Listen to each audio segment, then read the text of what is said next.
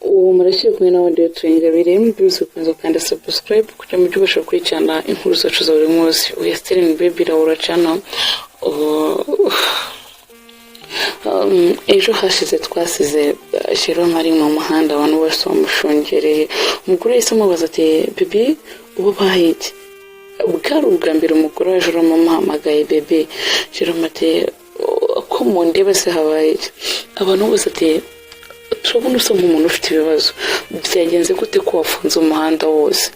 Ese ufite ikihe kibazo ubundi?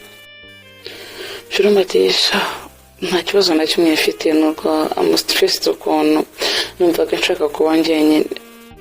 Umugore ati none se papa yise urashaka kuba wenyine ukaba ahantu hameze gutya ukicara mu muhanda bimeze gutya? Ati oya vayuvemo umbwira ikintu wabaye pe, mbwira kandi wibitindaho ndumva binteye ubwo wabaye iki? Jerome ati no I'm okay, I'm good, meze neza ndashima Imana bindi nyine n'ibibazo. Umugore ati ngaho vayo basi tuve mu muhanda. Yamukuye mu muhanda arangije amazi ati none se papa yise uko mbona wahangayitse cyane byagenze gute? Jerome ati ese buriya ni ikihe cyaha nshobora gukora ntumbabarire? Ndakunda bize bya byose wanze kumbabarira, ariko icyo nakoze cyo ni amahano. Umugore ati soreho gato wakoze ikihe cyaha? Jerome ati ibingibi mbikubwiye kubera ko mbona umwana wanjye ayimukangaratete.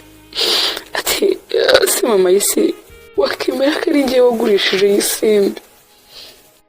Mama y'isimbi ati oya wimbwira, oya ntabwo ari wowe, isimbi naramubuze.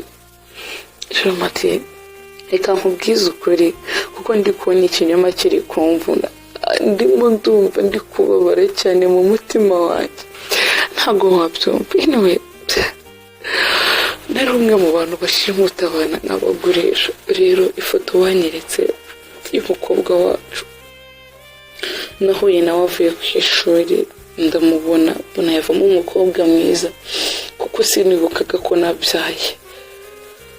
Mama y'isimbi ati wow nari mbizi, izi ko nta kezo uzanzanira mu buzima bwanjye, n'ubundi nahoraga mbona uri indyarya.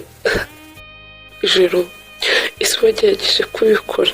Jerome ati nyine naramutwaye ndamugurisha, rero nyuma yo kumenya ko ari umwana wacu nasubiye baramunyima. Ati ubu sinzi ikintu nakora ngo dusubirane umwana wacu. Ubu bamugize umugore baryamana n'ibigabo bya buri munsi, nagize agahinda karanyica.